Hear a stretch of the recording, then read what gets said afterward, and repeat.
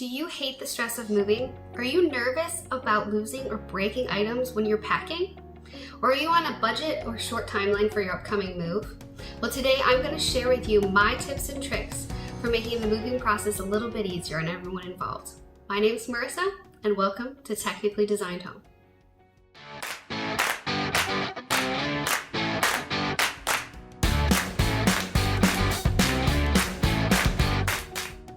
Welcome to my channel.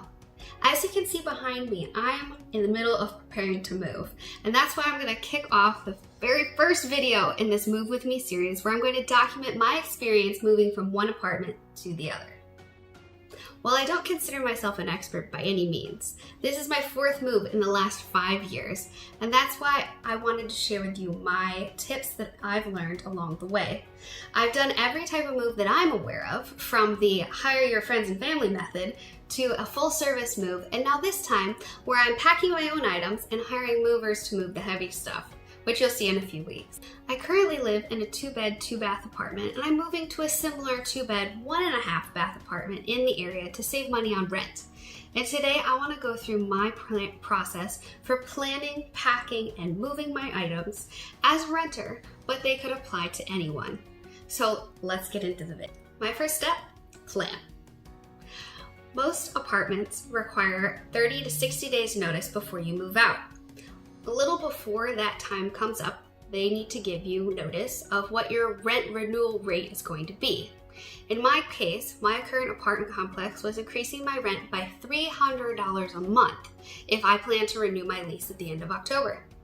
For that reason, I decided to start looking for new apartment options in the area. I like where I'm at, and I've got lots of friends in the area. So I wanted to stay within the similar community, but find somewhere with a similar size for a better price. So my tools that I use when I'm looking for a new place to live, apartments.com, Zillow, and realtor.com. All of these sites are super handy online resources where you can easily access current available units at both private and more company-owned apartment complexes. Traditionally, I've stayed in a more corporate-owned, larger apartment complex, and this will be one of the first times that I moved to a privately owned apartment complex. So I'm sure along the way I'd love to share my experience and the pros and cons of both types of units. The next step in planning is to keep all your documentation together.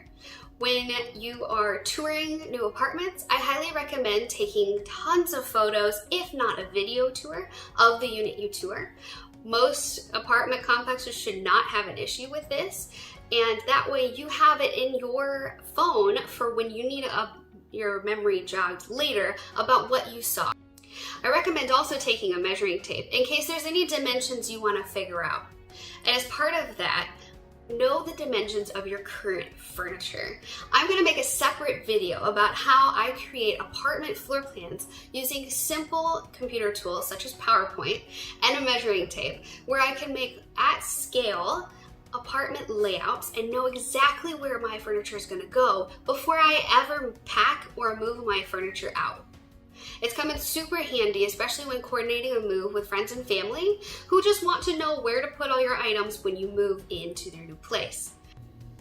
Along with keeping paperwork together, make sure that you keep all relevant lease documentation, insurance paperwork, and any other handouts that you receive and need together in one folder, binder, whatever is easiest for you. If you can get digital copies and keep them within your email, that's even easier. When I was moving here, I kept all of my information for my new apartment in a binder together. That way it was an easy grab and go where all of the paperwork I needed was in one place. I had all of my security deposit information, my lease terms, as well as my proof of insurance all together in one place. I used this and I printed out other resources such as DMV information on how to update your license. Step 2. Declutter. I know, it's hard to get rid of things, but I'm telling you that when you're about to move is the absolute best time to have your spring, fall, winter, whatever season it is, cleaning. In my case, I am currently having my end of summer, early fall cleaning, and I've got hooked on the KonMari method. So I've taken the time to go through my closet and really figure out what sparks joy. I've cleaned out about half of the items in my closet, which will make it so much easier to move. I've started doing this in all areas of my house, and I cannot recommend it enough. Even if you don't use this specific method, decluttering your items is the easiest way to make sure you end up in your new place with the things that you want, and it makes it so much easier to find them faster when you have less things. Once you've collected all the items that you want to declutter, you have a couple of different options. First, I recommend starting off by throwing away all the items that are expired, broken, or no longer usable. And then from there, you can decide if you want to take items to a local charity, a women's shelter, a church donation drive, or if you want to try to sell things online. Step 3 is organizing. This is where you start gathering all your supplies, moving items around your house to more logically pack them if you're doing it yourself, like in my case. So the first thing I did was I contacted one of my coworkers who generously has gifted me some boxes to help get started, as well as prepared myself with shipping tape, which I ordered off of Amazon. Amazon Prime is a lifesaver in one of these life events when you need quick shipping for items to your place. Another thing that I came up with when I was moving and had a moving company was these labels. They're 4x5 neon pink labels, but you could get them in multiple different colors. And they have a Microsoft Word template where I went onto my computer, made up a template that said something to the effect of, "If found, please contact," and my information. And that way, as my boxes were transferred between moving companies and storage units on the way here, everything was very clear of who it belonged to. None of the horror stories of boxes getting lost in transit, and everything ended up in my place as it should.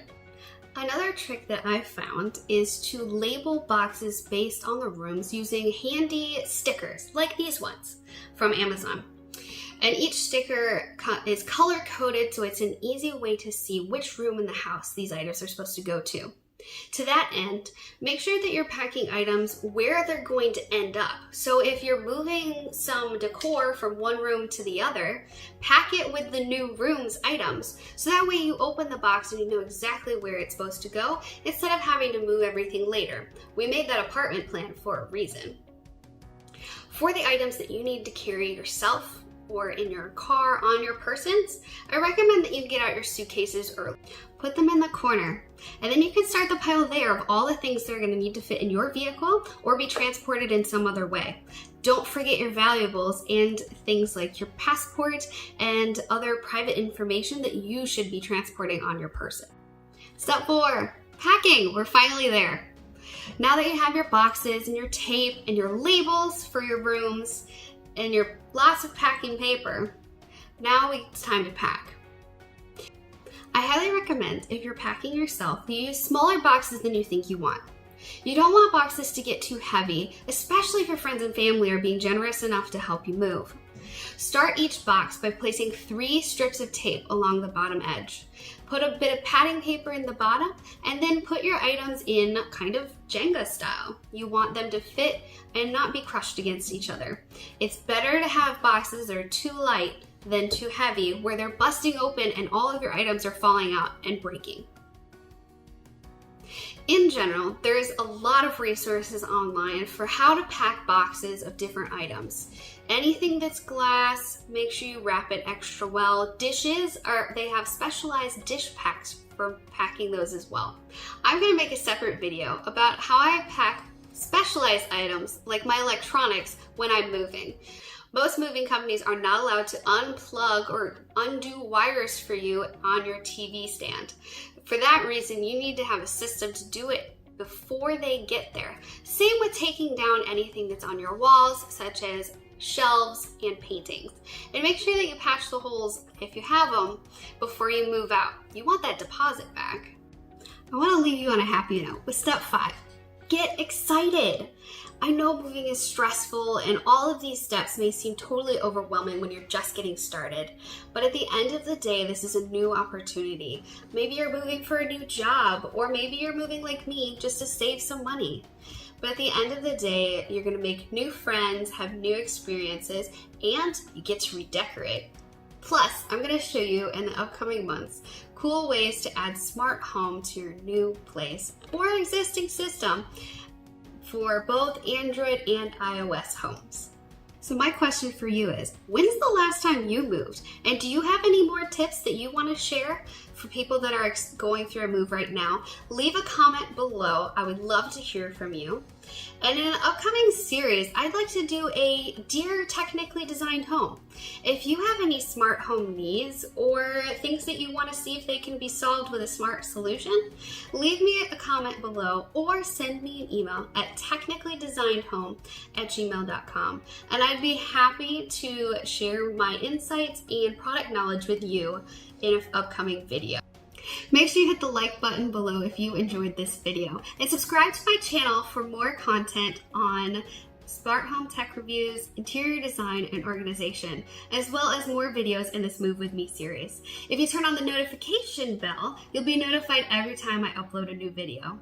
I'm planning to upload on Fridays at 12 p.m. Eastern Standard Time.